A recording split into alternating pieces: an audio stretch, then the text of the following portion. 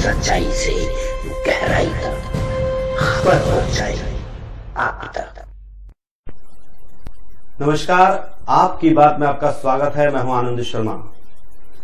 जैसा कि आप सभी जानते हैं, हर बार हम लोग किसी न किसी अधिकारी को, किसी न किसी मुख्य अधिकारी को, किसी ऐसे व्यक्तिमत्व को लेकर हम लोग यहाँ पर आते हैं जिनसे जनरली लोग मिल नहीं पाते हैं।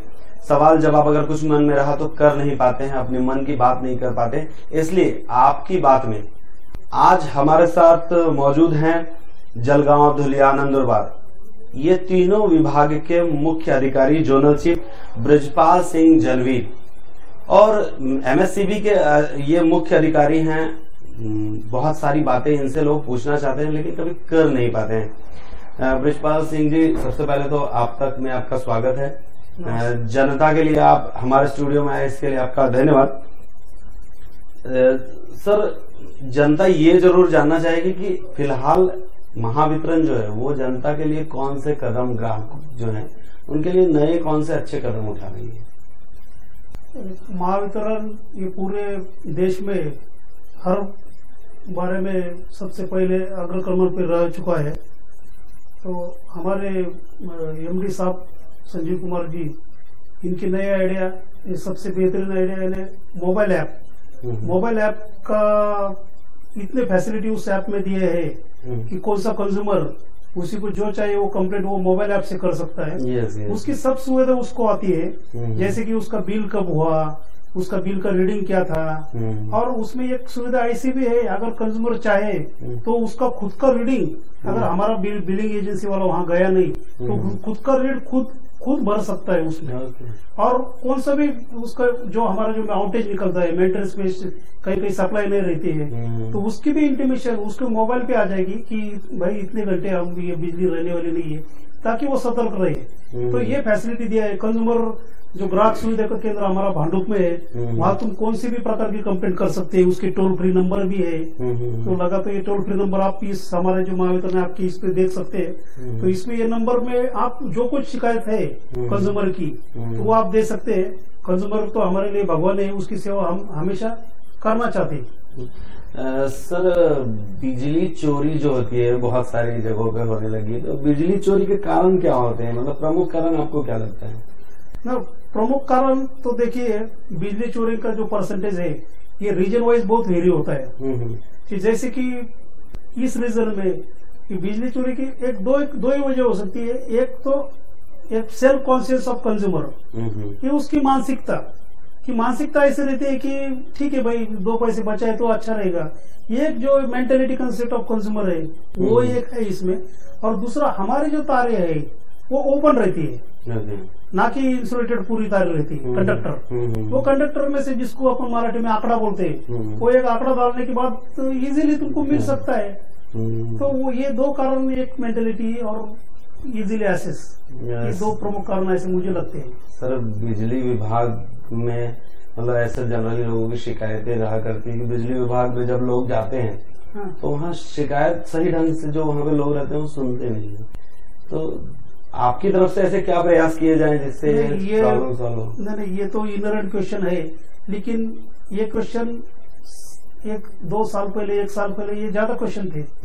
लेकिन जब से हमने भांडुप में कंज्यूमर सेंटर जो बनाया है, ग्राहक सेवा का टोल फ्री नंबर है, तो उस पर से अगर कंप्लेंट किया तो इमीडिएट हमारे लोगों को वो समझा जाता है, फर्स्ट थिंग। और दूसरा सबसे बेहतरीन तरीका अभी जो मोबाइल ऐप है, तो mobile app is a magic, you can say in magic. तो वो मोबाइल ऐप का यूज किया तो ये जो शिकायत है कि मैं गया नहीं, कंप्लेंट सुना नहीं, यार कुछ जाने की जरूरत नहीं है। तुम तुम्हारे घर पे बैठो ना, लाइट नहीं है, वो घर पे बैठो, मोबाइल ऐप का सिर्फ एक डाउनलोड कर लो, सॉफ्टवेयर डाउनलोड करो, या फिर ये जो हेल्पलाइन में आपको बताया, हेल्पलाइन बताया, ये जो नंबर बताया, ये नंबर पे आप कोशिश कीजिए, किसी के पास जाने की जरूरत नहीं, और बहुत ट्रांसपेरेंट काम होगा। और टाइम भी सब इलेक्ट्रॉनिकली यानी इंटरनेट से हम सब एक्सेस कर सकते हैं।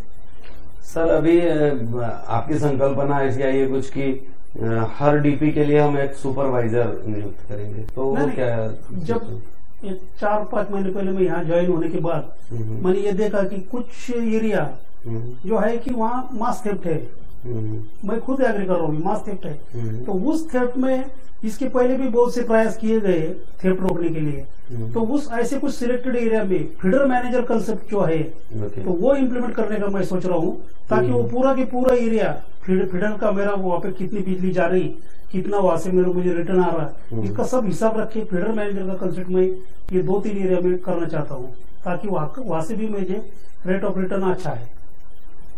सर फिलहाल कई जगहों पर लोड शेडिंग हुआ करती है। हाँ। तो लोड शेडिंग बंद कब होगी, कैसे होगी, कैसे लोड शेडिंग बंद? देखिए लोड शेडिंग तो जस्ट इतना जो 15 दिन का पीरियड है लास्ट, तो इतने दिन में लोड शेडिंग हुई है। नहीं तो round about Maharashtra as a total state load shedding free ही है। एक लास्ट 15 दिन में से कुछ कोयना का थोड़ा सा पानी कम गिर गया, कोयना में से बिजली आ गई, कम आ गई, और कुछ जो जनरेटिंग स्टेशन थे हमारे वो अचानक बंद हो गए टेक्निकल रीजन और बाकी के रीजन की वजह से। तो उतना थोड़ा सा टेम्पररी टाइम फेज था या थोड़ा बहुत चल रहा है अभी, तो उतने पुरता ही लोड शेडिंग है। Otherwise Maharashtra you can say is load shedding free state. Sir जब लोगों के बीच में ऐसी शिकायतें रहती है कि जो मीटर रीडिंग रहती है वो प्रॉपर वे से होती नहीं।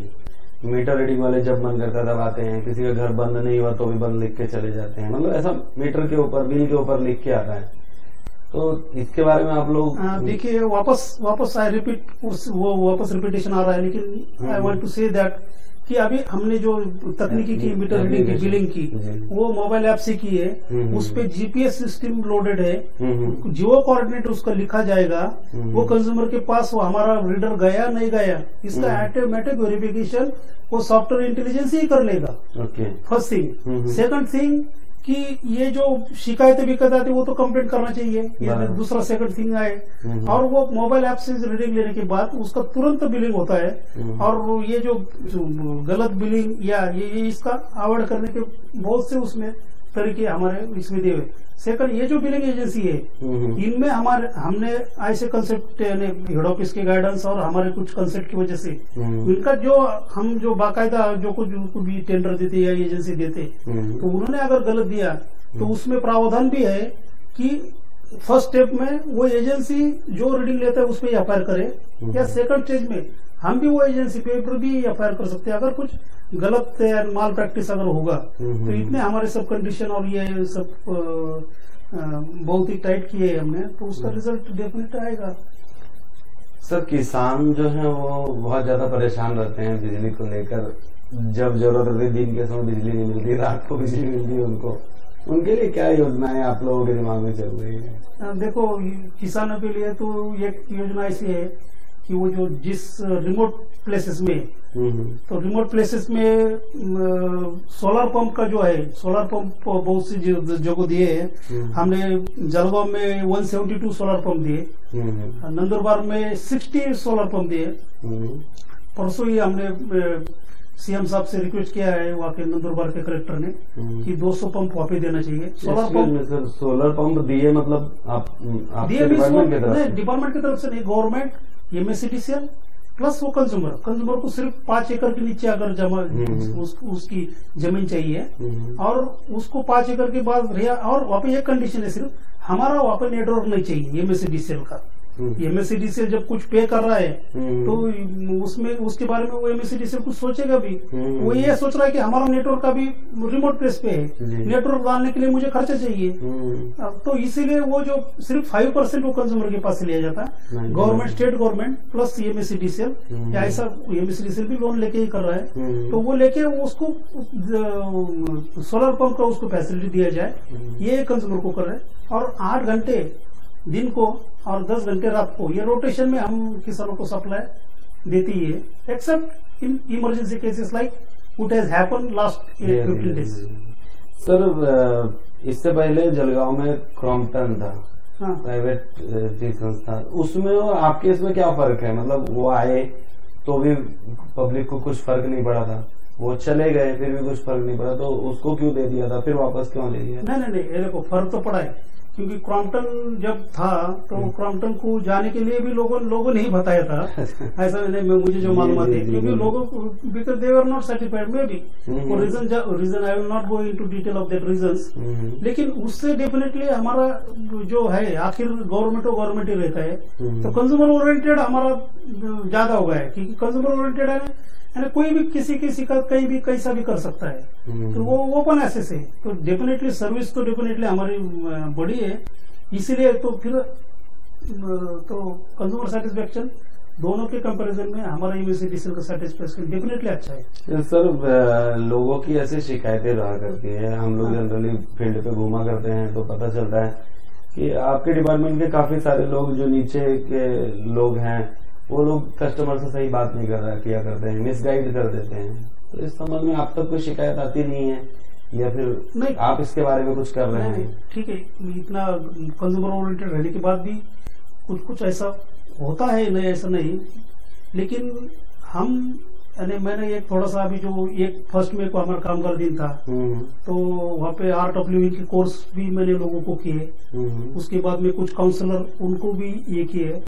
तो लोगों का जो एजुकेशन या ट्रेनिंग, तो वो हिसाब से भी हम उनको जो काउंसलिंग है लोगों का, हमारे एम्प्लॉय का, हम खुद भी कर रहे हैं। लेकिन उसके बाद में भी ये आपको पता है कि टेक्नोलॉजी का यूज उनके प्रॉब्लम सॉल्व करने के लिए लोगों को करना, ये भी मेरा कहना है। सर लोगों की जनरली शिकायत होती है कि मीटर के लिए एप्लीकेशन करो तो टाइम पे मीटर नहीं मिलता है। कई लोग तो ऐसे भी जिनको साल भर हो गया है तो मीटर नहीं मिल रहा है, फिजिबिलिटी नहीं ऐसा बताते हैं। या फिर कभी तो ऐसा भी होता है कि लोग मीटर मांगते हैं तो ऐसा कहा जाता है कि भाई उस जगह पे जो ट्रांसफार्मर लगेगा, डीपी लगेगी, उसका खर्चा आप लोगों को करना पड़ेगा।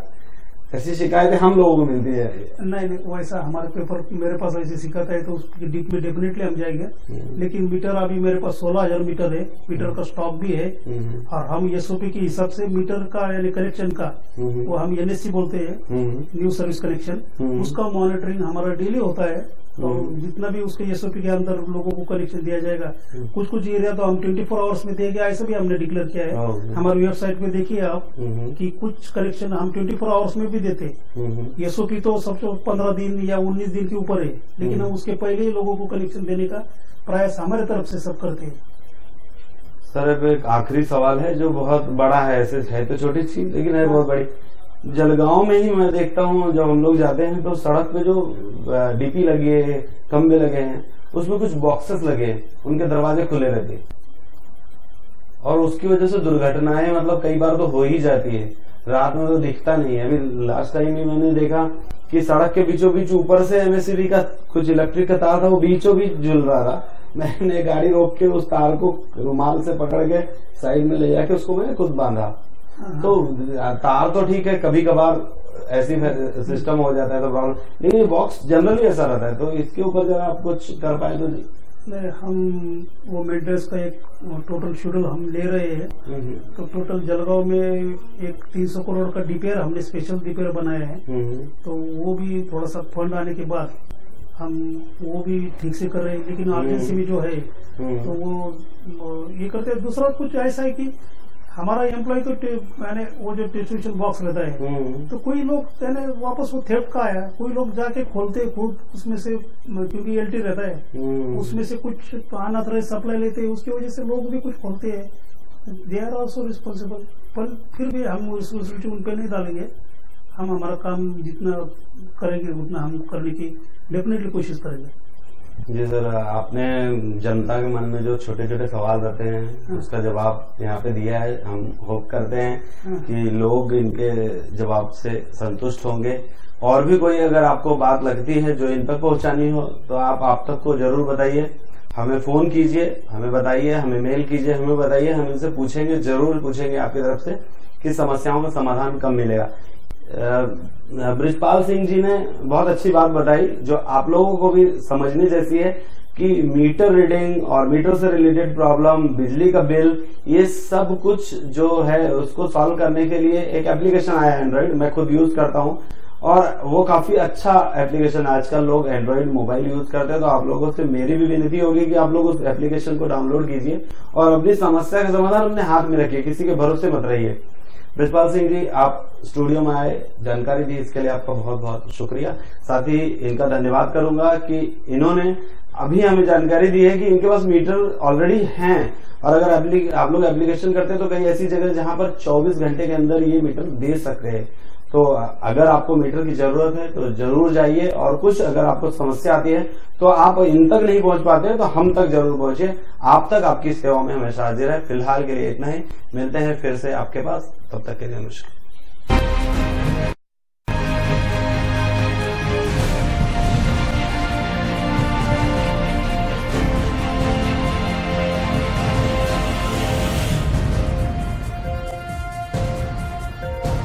सच्चाई से गहराई तक खबर पहुंचाई।